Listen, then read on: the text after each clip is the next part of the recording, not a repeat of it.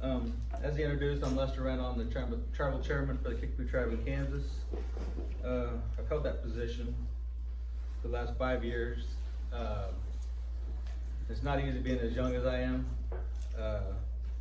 doing that.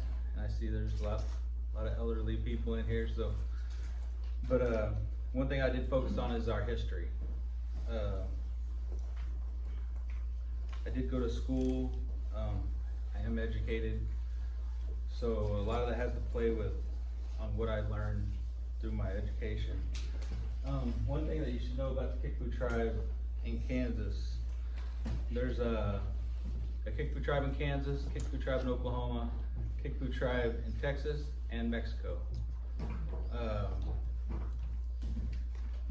With that being said, I'm going to introduce myself in our language because I think that is very important to what you guys are here to hear and what we're here to tell, because we preserve that history, and that's kind of what you're trying to do here. You're trying to preserve the culture of our people that were here before us. And for that I'm going to say, Homenasatoni natawakatwa natuskasi nepito.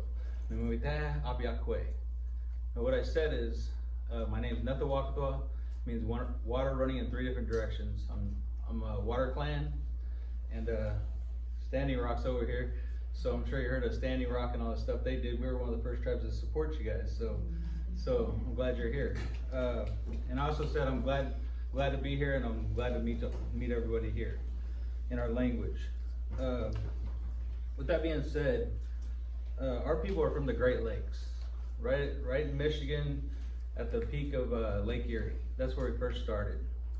And I heard him talk about the fur wars and stuff like that. We were all part of that too. So, and that was where the peak of the treaty started. So with that being said, I'm gonna fly through this. I already told you where I was from, or where our tribe's from. As you can see, we ended up getting pushed over. A lot of tribes fought back then with the French and then with the British. We got pushed over to Wisconsin and then down to Illinois. And that Illinois is where we spend a lot of our time. We split into 2 anonymous bands, Vermilion and Prairie. And for 100 years, the Kickapoo lived, hunted, and trapped in central Illinois. One of the places in Illinois that was our best hunting grounds is right here. This is where our people hunted. We didn't necessarily live here. Peoria, over in that area, that's where our bands, and along the Peoria River, that's kind of like where we were. But we came over here to hunt. We came over here, we had our wars over here. So one of the things that we were asked to do when we came here is talk about cultural preservation and preserving our history, okay? With that being said, there's a federal law out there called Nagpra, Native American Graves Preservation Act, okay? That's something if you guys don't know it, you guys need to learn it. The federal government has to follow it, the state has to follow it, the counties have to follow it. If there's any kind of building in any kind of historic preservation area, they have to consult with the tribes. And that's a big deal. And I think every tribe in the United States would tell you that. So in Illinois, there was a lot of fighting going on. Of course, you're at the junior college Black Hawk. There was a Black Hawk War. We fought with the Black Hawks. We sent over 100 Braves the first time, and it started in 1830, right? 1830, and then in 1832 it ended. By the time it ended, we had sent 500 Braves over here. So during that time, we fought with the Sac and Foxes and all of the people that fought with them. I don't know if the Ho Chunks fought with them. I'm sure. Just avoided it all. Of course. That's how come you remain long-winded. So,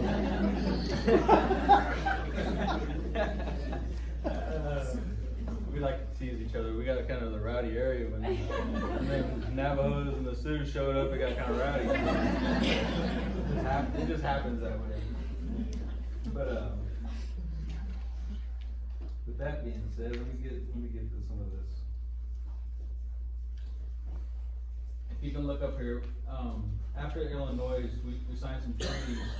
One of our bands actually stayed there because there was a treaty that was signed that some of our members did not agree with, and it was based over graves. They didn't think other tribes other members had a right to sign them treaties due to our ancestral people still being in them lands. And so someone went down towards St. Louis, and someone stood up by I don't know if you guys know where it is, but it's called the Grand Village of the Kickapoo. Yeah, Grand Village. So I don't know if you guys ever been there. I'm sure if you guys been in Illinois, I mean, I'm sure you see Kickapoos all over the place. Kickapoo signs everywhere. That's us. But where the Grand Village is kind of where they stayed. And it was a chief called Machina, and then not too far away was a chief called Kickapoo. Well, they banded together, and there was a tribe down here in St. Louis that signed a treaty. It was in 1832, which ceded all the lands in Illinois and Missouri. And then we ended up in Kansas, and that's where we are today. There we had the 1854 treaty, which made us even smaller. I think in Illinois we ceded about 700,000 acres. It was a lot. So I'm trying not to take too much time here because Mr. Ho-Chunk over there sick all the time.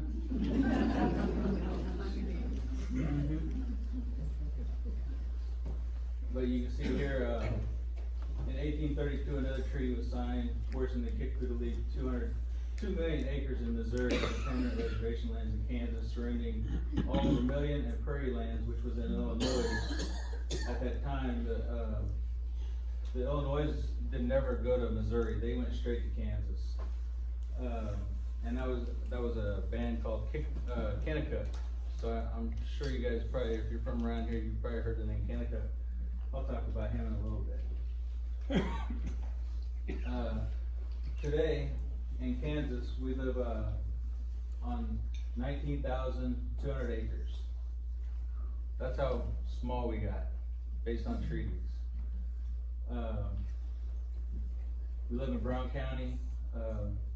We originally had 768,000 acres per the 1832 treaty, which was over in Missouri side all the way to where we're at now.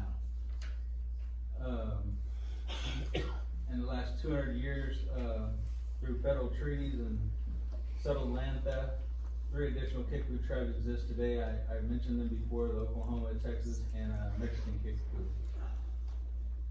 And right now we have about 1,600 members in Kansas, and I believe 1,600 members in Oklahoma, and in Texas and Mexico, there's about 1,500. That tells you how many Kickapoos are still around. Cruising through here. So one of my goals, being the chairman, was of course we all have younger children and stuff, and a lot of them kids don't care about history nowadays. So what we're doing is we're trying to pick up the history piece, not only to know where we're at today, but where we came from. And that's why we're here today, trying to give this presentation, because we were in your area. Fulton County, McLean County, and Vermilion County.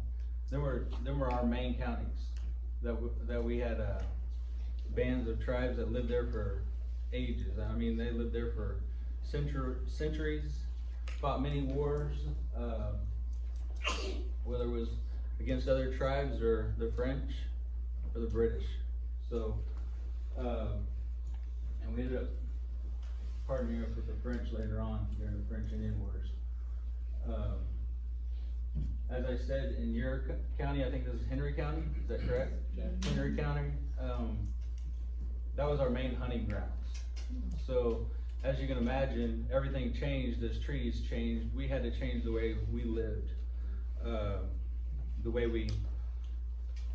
our traditions were changed, the way our food changed, the way we ate. Around here we used to just hunt, but you guys hunt still. That's what we hunted. But when we became Plains Indians, then we had to hunt for bigger game like the buffalo and all that stuff as time went on. So we had to adapt to what we were given. I'm going to show.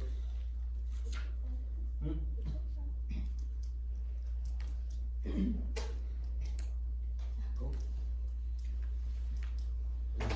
Just hop over. Turn it back on.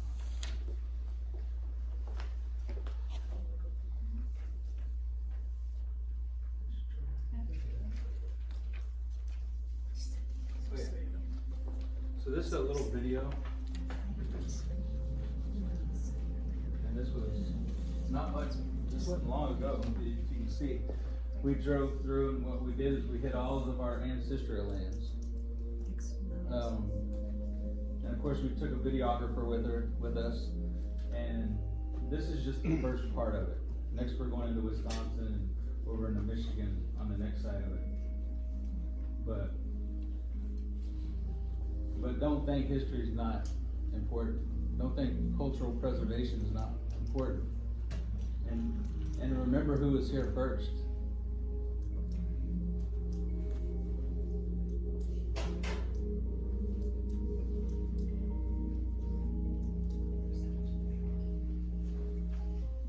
That's a prayer stick from the Kickapoo religion. And these are a lot of our ancestors that lived in this area at the time. These are some of the museum people that was letting us look at some stuff. I mean, you can research stuff all day long. That's all we do. As cultural preservation people, we have to keep, it's like a never-ending story. You can keep learning who your people are, who your families are, and making footsteps along the way.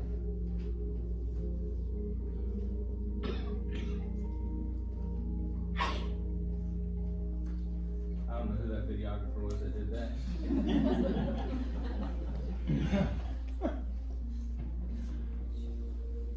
But this is over at the Grand Village.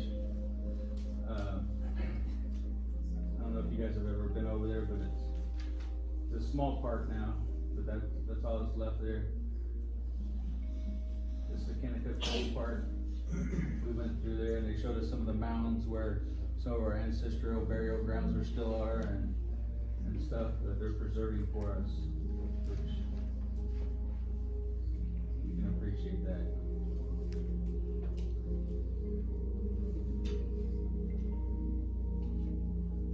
But as you can see, like, they preserve what they have. So when you bring stuff in, you're gonna lose that preservation. And I know there's cons and pros and cons to both of it. I know there's money on one side and keeping it the same on the other side. I'm not here to tell you to do either, but I will tell you that the tribes will stand up for cultural preservation, and will educate you on the federal laws like Nagpra that the states and the federal and the counties have to follow. I brought Jenny here. Do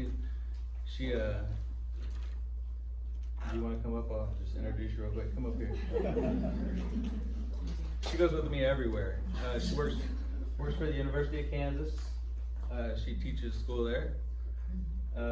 She's also a student with her PhD, and me and her is making this journey because she's doing her some of her schooling on it, and she helps me do a lot of our history. So it takes a lot of people to get together to preserve what you have. It's like a lot of our elders die, and we lose a lot. We always tell our kids, learn all you can from your grandma and grandpas, your mom and dads while you can, because when they're gone, it's lost. And especially if it's not written, you don't have it no more. So one thing that we're trying to do is we're trying to write it down to preserve it. Because back in the day, like when we started back in the 1600s, when we were first found in the U.S., back in them days, Indians didn't know how to read and write. We didn't take good notes. So some of the stuff that we have to look at is like we find stuff from like old missionaries. The what? Your next slide. Oh, next slide. Go ahead. She's pushing me along. That's what she's good at. She just keeps me going. But and another thing is not only preserving and getting the true stories and where to find them true stories, is getting the true stories out there. Because a lot of you guys heard of Kickapoos and you heard of Kanakuk, but you don't know the true stories about them, okay? And as a tribal leader, that's my job, is to make sure the truth gets out. Make sure our people is knowledgeable, make sure our people survive, make sure our people are still existing. We have young ones, so we're constantly teaching them in school. We actually have a Kickapoo Nation school that's K through 12, and we preserve our language through there, because we have language classes that go through there. And like Kanakuk, I see Kanakuk everywhere I go when I come to Illinois. Well, where we come from, Kanakuk's kind of looked down on. Like if you go to Texas, Mexico, they don't even know who Kanakuk is. I mean, there's a lot of history that is disrupted and told, I don't know who told the stories, but the way we're told, like Kanakuk, for instance, religion's a big part of life. And we believe every religion's a good way. That's the way we're taught. We don't make fun of religions. But when Kanakuk came along, he started his own religion. But he was actually banned from the Kickapoo tribe when he was in Illinois for murdering his relative. And one of our rules is you can't murder another Kickapoo. So, I mean, when we see his name, being blasted, like, he's like, I don't know, a prophet, I guess you guys call him. And like the prayer sticks and stuff that you see here, I mean, he made the prayer stick so he could make money off of it. That's why it was made. I mean, that's what it was for. Even though he said he was writing people's prayers down. There's different stories to everything, but getting the true story out and preserving it. Okay. The reason I thought it was so important to show that video is because we came back and we seen who preserved what and who didn't. Like a lot of our chiefs that were buried, a lot of their fields now that they're buried in, they're just crop ground. I mean, unless you have coordinates or something to find them, you're never gonna find them. Because we didn't have tombstones back then. And we had different ways to bury different types of people, whether they were kind of held by status. So that's why it's so important for that Nagpra law to stay in effect, to make sure our people are preserved. The Ho-Chunk, he talked about sacred grounds, your guys' burial grounds and stuff. I'm sure you guys would throw a pretty good fight if they went in and tried to tear down your guys' burial grounds or tear down your family home or something. Well, that's the same concept with us. That's all we're trying to say. They asked me to come up here and talk, a couple months ago. I had no clue what was going on till we got your book. I read the book and kind of got enlightened about the wind turbines and stuff like that. There's pros and cons to the wind turbines all over Indian country. Not saying it's good, not saying it's bad, because there's pros and cons for every place it's at. But if it's in a good spot and it's in a good way, then it might be a good thing. But if it's in the wrong place and the families don't agree on it, the township's gonna have to figure that out. You guys are gonna have to vote on it, not me. So that's gonna be your own inner battle. But I deal with battles all the time through tribes and through the federal government and stuff. But I think the biggest thing here is preserving what you have. When you guys start building stuff, you can take it down, but you still disturb what was there. So, with that being said, I'm just gonna, after I turn it over to Diane, I think we're gonna get some questions asked for us and stuff, but we'll be around, and I would love to talk to you about the history. And if you guys wanna see like a whole history chart, I'm not gonna be like the Ho Chunk and show you the whole timeline. but I am gonna turn it over because I know you guys don't wanna be here all night. So.